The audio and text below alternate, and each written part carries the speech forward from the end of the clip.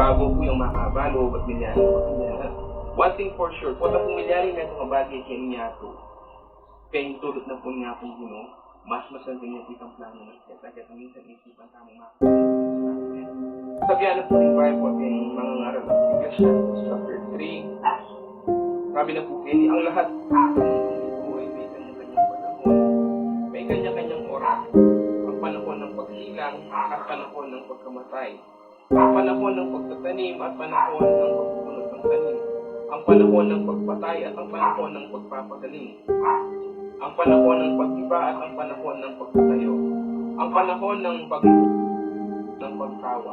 Ang panahon ng pagluluksa at panahon ng pagtitibang. Ang panahon ng pagkakalat ng mga bato at panahon ng pagtitibang ng mga ito. Ang panahon ng pagyayakap at panahon ng paglalayo. Ang panahon ng paghahanap at panahon ng pagkawala nito. Ang panahon ng pag-ingat sa isang bagay at panahon ng pagkatapos. Ang panahon ng ang panahon ng pagtahimik at panahon ng pagsasalita. Ang panahon ng pagmamahal at panahon ng pagkapuot. Ang panahon ng kamaan at panahon ng kapayapaan.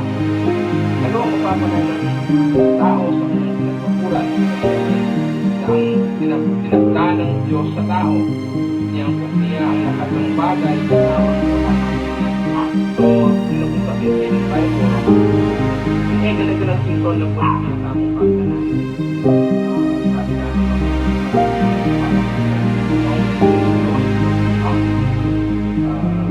plano na siya kasama ulit. Hindi po so tamang yung makalinig sa posyon bagamat makakalungkot.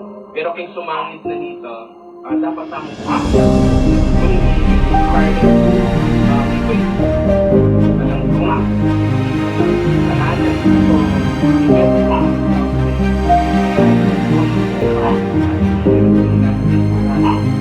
ay bilang kalanan pa na marami na ito tanong ko na po Mark agent hindi na po balo na lang nangyari yung hinaharap. So sabi na po kay Isaiah, yung kaya kang kaisipan kaya kaisipan, yung kaya kang plano, kaya rin plano. Masyado yung malawot, ka na akong kaisipan, kaya kang kaisipan, at masyado yung malawot, yung plano mo, kaya ka na akong plano. Minsan po yung kaya tamang ating bagay na Piling tamo mas nakakaya kaya katamo.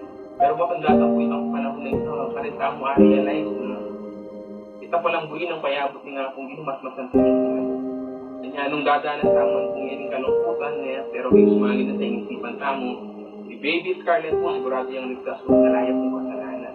Kaya, yung makalinis sitwasyon po, yung pamigamayan, yung pamikalugod na lalo ng pamilya, dapat po yung makalinis sitwasyon, lalo yung kung nakakitayan titipid, yung pamikalugod yung pamilya, yung bawat mentong special ka rin yung tawa, at yung kanilang pamilyang upuan, mas lalo yung maging strong.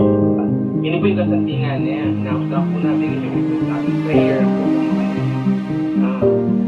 Kaya ito niya po masantingan dahil medyaring sinabi ko ini, mas lalo tamong hinapit din pa naman sa kaya, kahit sila po palang mag-post, mamaos kasi yung akong pinusong. Kaya ito po yung sabihin niya na talagang tingkita mo, wala tamong pwede nakita, wala tamong pwede namang sandalan. Kumalwa po yun. Pagtiwala sa ako yung anong mali, pwede pa niya tingkita mo. Ito po sigurado. Alam kong nagtiwala nila po.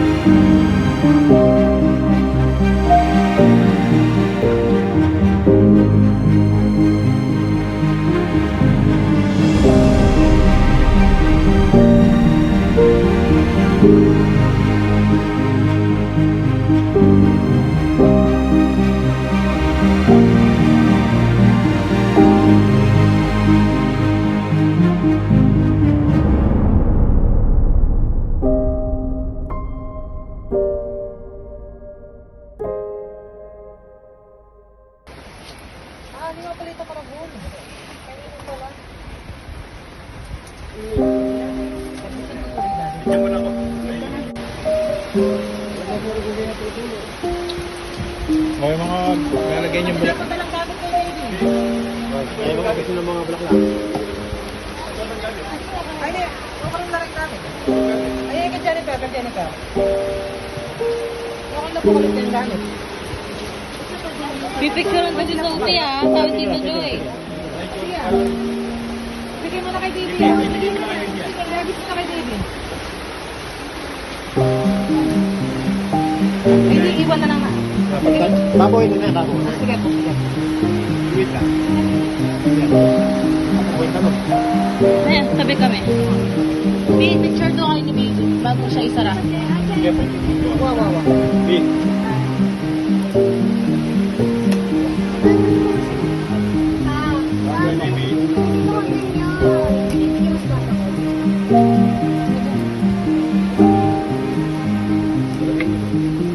Wala niya, mababasa na si Baby. Alis mo na, alis mo na. Picture na katabi, sabi ni Maya.